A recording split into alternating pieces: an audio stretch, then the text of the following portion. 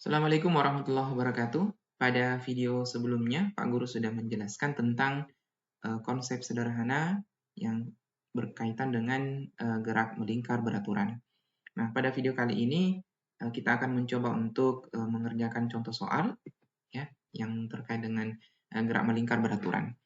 Nah, baik anak-anak sekalian, kita lihat soalnya. Jadi sebuah kipas berputar ya, sebuah kipas angin berputar sebanyak 45 putaran per menit. Jika ujung kipas berada 24 cm dari sumbu putarnya, tentukan kecepatan linier ujung kipas.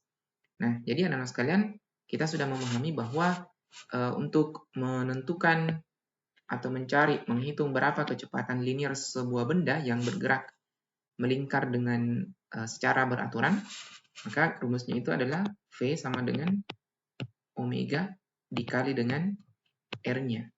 Nah, jadi ini adalah rumus dasar untuk menentukan berapa besar kecepatan linier sebuah benda. Nah, di soal kita ketahui bahwa omeganya di sini kita perhatikan bahwa di sini kipas anginnya itu berputar sebanyak 45 putaran per menit. Nah, itu juga menandakan bahwa 45 putaran per menit ini itu adalah data dari omeganya, omega atau kecepatan sudutnya. Nah, jadi dari soal bisa kita tuliskan bahwa omeganya itu sama dengan 45 putaran per menit, rotasi per menit, atau biasa disimbolkan RPM. Gitu ya, jadi 45 RPM, rotasi per menit. Kemudian, jika ujung kipas berada 24 cm, itu artinya bahwa data 24 cm itu adalah R-nya. Ya, 24 cm. Nah, di sini untuk omega atau kecepatan sudut ya, 45 rpm ini kita harus ganti menjadi radian dengan satuan radian per sekon.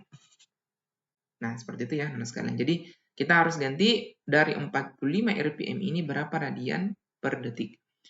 Nah, jadi sekali lagi anak sekalian, ini 45 rotasi per menit itu berarti satu putarannya itu berapa sekon. Nah, gitu. Kemudian dalam satu putaran itu kan dia telah menempuh jarak sejauh 2pi. Ya, kita sudah pahami bersama bahwa satu putaran penuh itu 360 derajat, itu dia menempuh jarak sejauh 2pi radian. Nah, gitu. Seperti itu ya, nah sekalian. Jadi, kalau satu putaran 2pi radian. Nah, sekarang kalau 45 rotasi per menit itu nanti kita jadikan sebagai detiknya. 1 menit itu kan 60 detik. Gitu ya, sehingga Pak Guru bisa tulis untuk mengubah 45 rpm menjadi satuan radian per sekon, itu kita ubah begini. 45 dari satu putaran itu berapa radian? Jadi 45 kali satu putaran berapa radian? 24 atau 2pi radian. 2pi radian. Gitu ya. Jadi satu putaran penuh itu nilainya sama dengan 2pi radian. Nah, gitu. Kemudian dibagi dengan 1 menit. 1 menit itu berapa detik? 60 ya. Nah, gitu. Oke, anak sekalian. Jadi 45 dikali dengan 2pi dibagi dengan 60. Nah, kita kalikan, berarti katakanlah ini coret dengan coret, berarti ini 1, ini 30. Berarti hasilnya nanti 45 per 30 radian per sekon. Nah, kalau misalnya kita sederhanakan, masing-masing dibagi 5 ya. Bagi 5 berarti 9 per 6 radian per sekon, masih bisa dibagi. Masing-masing dibagi 3. Berarti sisa 3 per 2. Oke, ini yang 3 per 2 ini sudah dalam bentuk sederhana. 3pi. Jadi ingat ini ada pi-nya ya, 45pi. Ini juga ada pi-nya, berarti sisa 3pi per 2 radian per sekon. Inilah omeganya. Jadi 45 rpm itu setara dengan 3/2 pi radian per sekon. Nah, jadi seperti itu ya, anak-anak sekalian. Jadi untuk mengubah omega rpm itu harus kita ubah menjadi dalam satuan radian per sekon. Nah, dari data ini kita sudah pahami bersama bahwa data-datanya kita sisa masukkan ke rumus. Berarti V sama dengan omeganya 3pi per 2 dikali dengan jari-jarinya. Jari-jarinya, nah ini pada dasarnya bisa kita ubah menjadi meter. Ya, karena satuan panjang itu kan sistem internasionalnya adalah meter satuannya. Nah, bisa juga tidak ya anak-anak sekarang. Bisa juga tidak. Nah, kalau misalnya kita mau ubah berarti 24 cm ini kita ubah menjadi meter. Berarti dia 0,24 cm. Atau bisa Pak Guru tulis 24 per 100 meter ya. Ini meter tadi. Nah, 24 per 100 meter. Nah, bisa kita masukkan. Berarti ini jadi 24 per 100. Nah, oke, ini coret. Berarti 12 ya. 12, kemudian 12 kali 3, 36 pi per 100. Kita bisa sederhanakan. Ya, masing-masing dibagi 2. Masing-masing dibagi 2 itu berarti 18. Atau langsung saja bagi ya. 36 dibagi 100. Berarti 0,36 pi. Ya, 0,36 pi cm per sekon. Nah, inilah kecepatannya. Itu saya ulangi. Berarti ini 0,36 pi meter per sekon. Nah, inilah kecepatan liniernya. Jadi V-nya sama dengan 0,36 meter per sekon. Ya. 0,36 pi ya. 0,36 pi meter per sekon. Nah, ini dia. Nah, biasanya di soal pi ini tidak perlu diganti menjadi 3,14. Tidak perlu ya.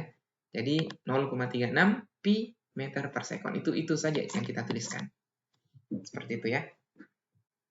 Ya, oke. Sekarang soal yang selanjutnya ya. Ini contoh soal. Sebuah benda ya, sebuah benda atau sebuah partikel bergerak melingkar beraturan dengan posisi sudut awal. Gitu ya, posisi sudut awal 5 radian. Jika partikel bergerak dengan kecepatan sudut 10 radian per detik, tentukanlah posisi sudut akhirnya pada saat T sama dengan 5 detik. Nah, jadi anak-anak sekalian, kita harus melihat data-data apa saja yang ada di dalam soal. Nah, di soal ini ada posisi sudut awal. Ya. Di sini dikatakan bahwa di sini ada posisi sudut awal. Ya. Jadi anggaplah bahwa kita tuliskan posisi sudut itu disebut sebagai theta. Gitu ya. Karena ini awal maka kita tuliskan theta nolnya. Jadi posisi sudut awalnya berapa? Nah, itu di situ di soal 5 radian. Nah, jika partikel bergerak dengan kecepatan sudut, ingat kecepatan sudut itu disebut sebagai atau dituliskan dengan simbol omega. Omega sama dengan 10 radian per sekon. Tentukanlah posisi sudut akhirnya pada saat T sama dengan 5 detik. Nah, jadi di soal ini benda itu bergerak selama 5 sekon atau 5 detik. Tapi dia sudah mempunyai posisi awal sebesar atau sejauh 5 radian. Nah, kemudian dia bergerak dengan kecepatan sudut sebesar 10 radian per sekon. Nah, seperti itu ya. Jadi kita harus kita lihat hubungan antara omega ya, kecepatan sudut dengan waktunya. Nah, gitu ya. Jadi sehingga kita bisa tuliskan bahwa theta itu ya, theta akhirnya, theta yang di sini ya, pada saat dia bergerak dengan kecepatan sudut 10 radian per detik dalam waktu 5 detik, berarti tetanya berapa? Omega, theta sama dengan omega dikali dengan T. Gitu ya. Omega dikali dengan T. Jadi kita juga bisa mencari atau menghitung besarnya theta atau sudut perpindahannya dengan rumus omega dikali dengan T. Nah gitu. Nah, kita masukkan datanya omeganya 10 radian per sekon. Kemudian waktunya adalah 5 detik. 5 sekon. Nah, sekon, satuan sekon saling mematikan. Berarti tetanya adalah 10 dikali 5, yaitu 50 radian. Nah, ini dia. Jadi, tetanya atau sudut bergesernya benda tersebut itu sejauh 50 radian pada saat dia bergerak dalam waktu 5 detik dan kecepatan sudut sebesar 10 radian per sekon. Nah, ternyata awalnya sebelum dia bergerak selama 5 detik itu, dia sudah mempunyai sudut awal ya, sudut awal sejauh atau sebesar 5 radian. Nah, artinya apa? Berarti kita bisa hitung theta akhirnya, ya theta t-nya ya istilahnya itu. Theta t-nya kita tinggal jumlah. Theta 0 ditambah dengan berapa? Theta yang atau sudut yang dia telah tempuh dengan kecepatan sudut sebesar 10 radian per sekon dalam waktu 5 sekon. Jadi kita tinggal tambah ya.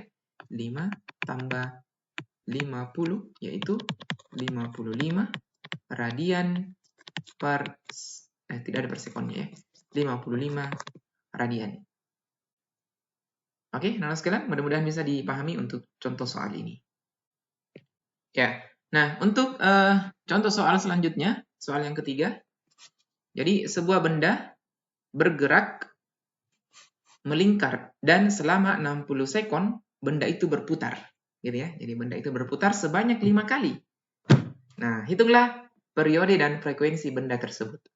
Jadi anak sekalian, kita hanya bermain logika saja ya. Kita pahami soalnya. Jadi benda ini melingkar selama 60 sekon. Ya, sebanyak 5 kali. Itu artinya apa? Berarti ada 60 putaran, ya. Ada 60 putaran dalam waktu 60 detik ya. Berarti 5 putaran ya. Ini salah. Pak Guru salah. 5 putaran. Ada 5 putaran. 5 putaran dalam waktu 60 sekon. Nah, gitu ya. Jadi putaran per sekon. Nah, kemudian pertanyaannya berapa periode dan frekuensinya?